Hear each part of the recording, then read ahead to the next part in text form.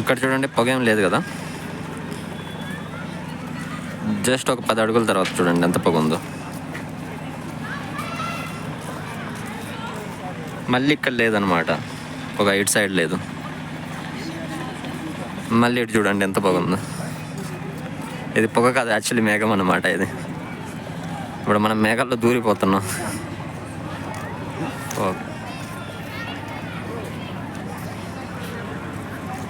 చూడండి అటు సైడ్ లేదు. మళ్ళీ ఇప్పుడు కొంచెం ముందుకు వెళ్తానా ఎంత క్లియర్ అయిపోతుంది చూడండి.